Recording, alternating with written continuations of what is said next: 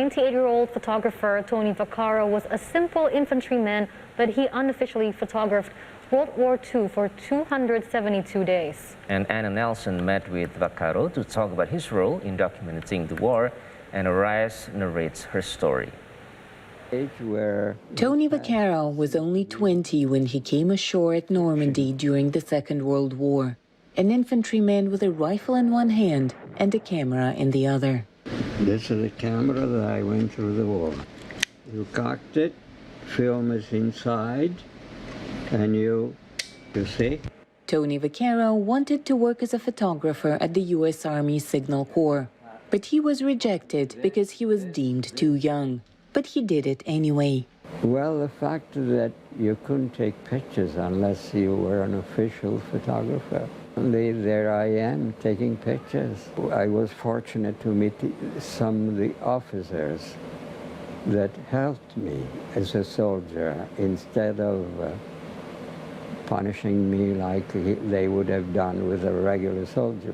His camera documented the war in France, Belgium, Luxembourg, and Germany. 272 days of fighting and photographing everything he saw.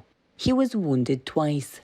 Today, working with his young helper, Vaccaro is busy digitizing his archives. The two put down everything Vaccaro remembers about each shot. This one shows Christmas packages that arrived for soldiers from home, but were never delivered because the addressees had died. And this one documented the last seconds before tragic death.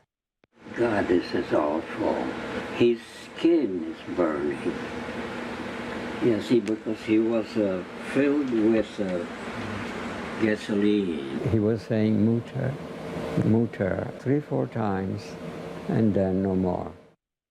I had lost my mother and father when I was 4 or 5 years old, so for me, mutter meant a lot. And this was his last breathing. And this was his family things that I saw, what he had in this pocket. For Vaccaro, these young men were not soldiers. They were just men, lost, confused, and afraid. Human. We are not Italians. We are not Russians. We are all humans. Humanity is losing the war, and countries are winning. I want to destroy the nations and make the whole world human. The earth is for humans, not for Russians, Italians, and Spanish. You understand? Vaccaro never hid his archives, but he says he never felt the need to make them public. His first pictures were published some 50 years after the war ended. Many wondered, how did he manage to document the war?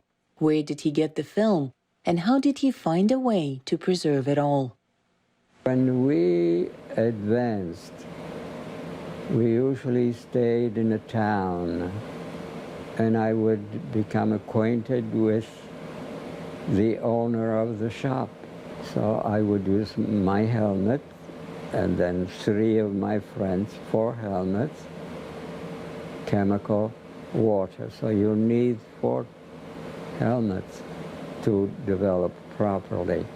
After the war, he continued taking pictures and worked for magazines, doing what he says he could to show people that the world, however scarred by war, was still beautiful. For Anna Nelson in New York, Anna Rice, VOA News.